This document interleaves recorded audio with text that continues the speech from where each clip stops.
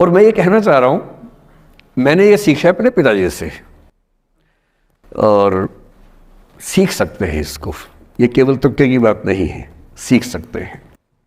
मेरे जो पेरेंट्स हैं, पिताजी और माँ, वो एक अनूठा कॉम्बिनेशन है।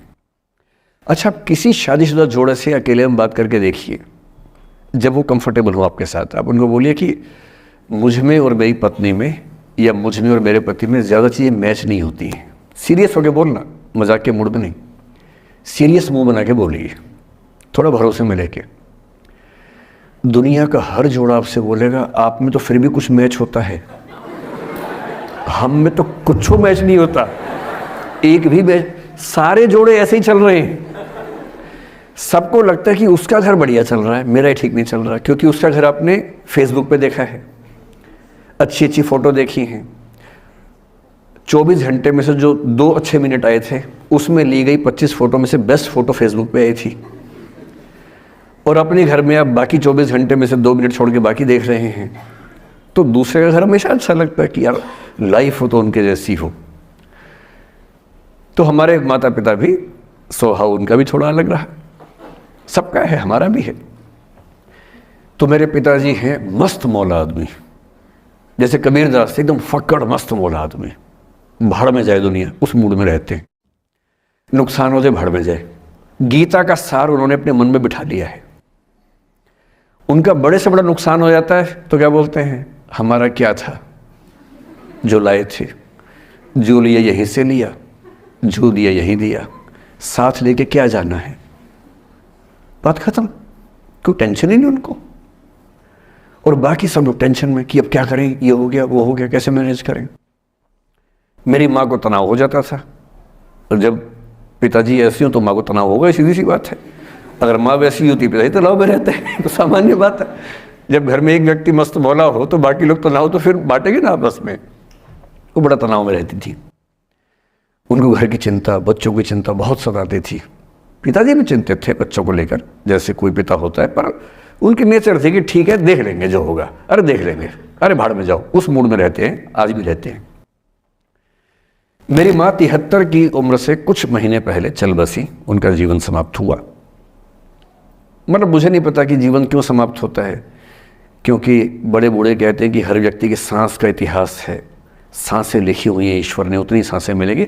मुझे बहुत भरोसा इस बात में है नहीं, क्योंकि भगवान ऐसा क्यों करेगा कि जापान में सांसें ज्यादा लिखेगा और अफ्रीका में कम लिखेगा? भगवान ऐसा क्यों करेगा? और अगर सांसें पहले से लिखी हुई है तो हमारी जीवन प्रत्याशा क्यों बढ़ती जा रही है? अगर सांसें पहले से फिक्स हैं तो आजादी के समय से लेकर आज के 70 साल में जीवन प्रत्याशा लगभग 2.5-3 गुना बढ़ गई। और हम ये भी कहते हैं कि लोग खराब हैं।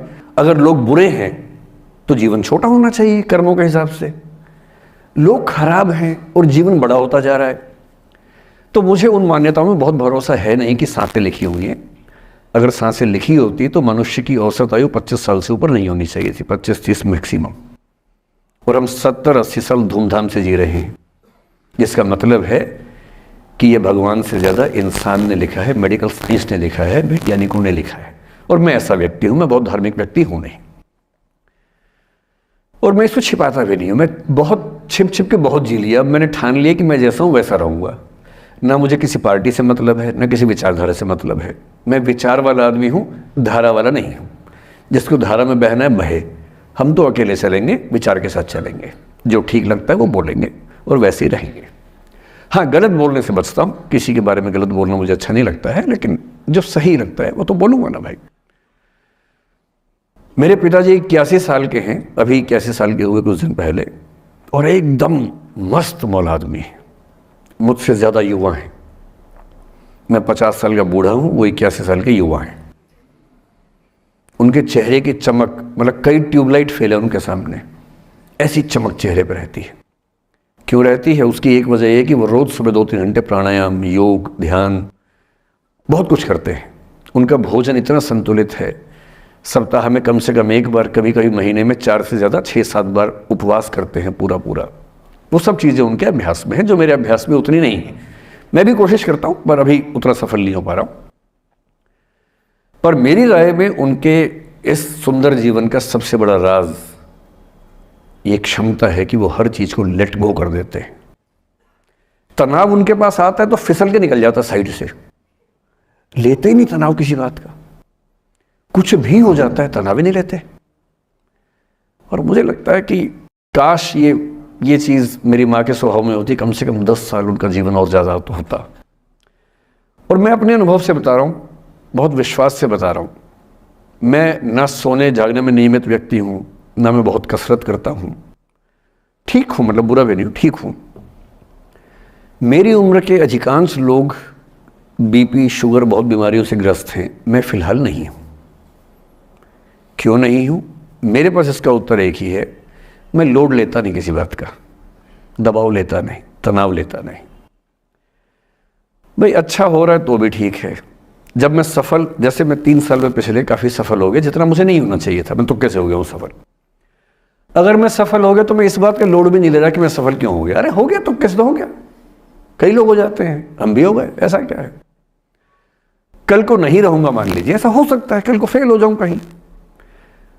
फेलियर को पचाना पता नहीं कितना मुश्किल होता होगा लोगों के लिए। मैं अपने बारे में जानता हूं, मुझे मुश्किल नहीं होने वाला, क्योंकि मैंने सफलता का लोड लिया ही नहीं अपने ऊपर। विफलता मुझे क्या प्रभावित करेगी, बहुत फर्क नहीं पड़ता है। और मैं दावे से कह रहा हूं कि यदि ये टेम्परामेंट आपका हो, जो मेरे पिताजी से मैंने सीखा है, तो आप जिंदगी में सफल कितने होंगे वो एक अलग पैरामीटर है, पर आपकी जिंदगी शानदार होगी। और जितनी जिंदगी आपकी है, जितनी सांसें आप कहते हैं कि लिखी हुई हैं, गारंटी से कह रहा हूं कि 10 साल बढ़ जाएंगे। कुछ और लोगों के आप कम कर देंगे अलग बात है, लेकिन अपने 10 साल बढ़ा लेंगे। इसलिए ये सीखना बहुत ज़रूरी है कि कैसे लेट गो करना है जिंदगी की चीज़ों को। 3-4 प्रसंग होते हैं। एक होता है कि आप किसी को बहुत चाहते हैं पर वो आपको नहीं चाहता। आपकी उम्र में ये सब तो खेल होता है, और क्या खेल होता है। मेरे घर में 2 बच्चे हैं 17 साल के, तो मैं उनको देख के समझता रहता हूँ। वो मुझसे छुप छुप के किसी से बात करते हैं और मैं छुप छुप के सुन लेता हूँ। तो उन्हें नहीं पता, मुझे तो नाम भी पता है किससे बात करते हैं, एक आध का तो एड्रेस भी पता है मुझे।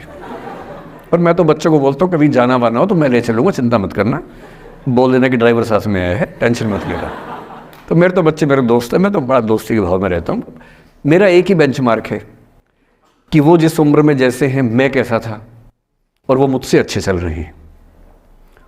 उससे ज़्यादा उम्मीद मुझे करने भी नहीं चाहिए। मैंने जो कुकृत्य 8वीं क्लास में किए थे उन्होंने 11वीं क्लास में किए, तो बहुत है। मैं ये क्यों मान के चलूँ कि वो देवी देवता पैदा होंगे? मेरे ही तो बच्चे हैं भाई। जीन तो मेरे ही है, तो कैसे देवी देवता हो जाएंगे? तो ज़्यादा उम्मीदें क्यों पालनी है बच्चों से भी? मैं क्यों चाहूँ कि मेरा बच्चा IAS जॉब करे? क्यों करे वो? IAS भी क्यों करे? उसका मन करेगा तो करेगा, नहीं करेगा तो भाड़ में जाए। अगर वो कहेगा कि मुझे स्टार्टअप करना, स्टार्टअप कर लो भाई। अगर वो कहेगा मुझे कुछ और नौकरी करनी है प्राइवेट सेक्टर में, तो वो कर लो। मैं क्यों ठेकेदार बनूं उसका भाई? मैं क्यों ये चाहूँ कि वो मेरे रास्ते पर चले, मुझसे बेहतर बने? ये सब बेकार की बातें हैं।